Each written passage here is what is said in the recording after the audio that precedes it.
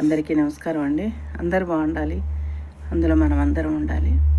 ఈ పెద్ద ఆయన ఉన్నాడు కదా, ఈ పెద్ద ఆయన గురించి పెద్ద ఆయన నీ దగ్గరికి వస్తాను. ఓకే, ఓ పిల్లగా టీవీ యాంకరు, నీ దగ్గరికి వస్తాను నేను కూడా. ఇప్పుడు చెప్తా నీ గురించి. ఇది పార్ట్ 2 అన్నమాట. చూడండి, నా వీడియో లాస్ట్ వరకు చూడండి. తర్వాత మళ్ళీ ఇది సరిపోతే ఇంకోటి కూడా పెడతాను, చూడండి. ఓకేనా? ఎందుకంటే ఆడవాళ్ళ దాకా వచ్చావు కదా నువ్వు, అందుకు. కన్న మహా పాపానికి ఆడది తల్లిగా మారి,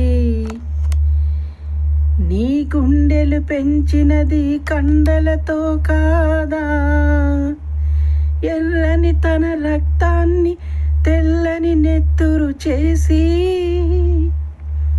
పెంచుకున్న తల్లి ఒక ఆడదనే మరిచావా?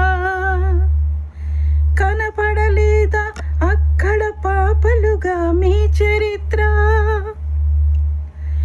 ఏనాడో మీరుంచిన లేత పెదవి ముద్ర, ప్రతి భారత సతిమానం చంద్రవతి మాంగళ్యం, మర్మస్థానం కాదది నీ జన్మస్థానం, మానవతికి మోక్షమిచ్చు పుణ్యక్షేత్రం.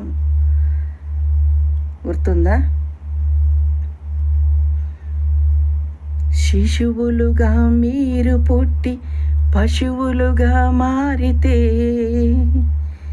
ఆడవ రూపంలోనే దానవులై పెరిగితే, సభ్యతకి సంస్కృతికి సమాధులే కడితే, ఏమైపోతుంది సభ్య సమాజం? ఏమైపోతుంది మానవ ధర్మం? ఏమైపోతుంది మన భారతదేశం? మన భారతదేశం, మన భారతదేశం. ఇప్పుడు చెప్పు. ఓకే, చాలా మాట్లాడుతున్నావు.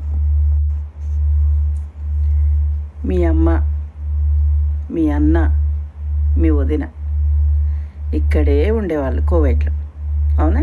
నువ్వు తర్వాత వచ్చావు. ఓకే, నేను ఒక్కటి అడుగుతా. ఈ చంద్రపాల్ అనే అతను ఏమవుతాడు? మీ అమ్మని అడుగు.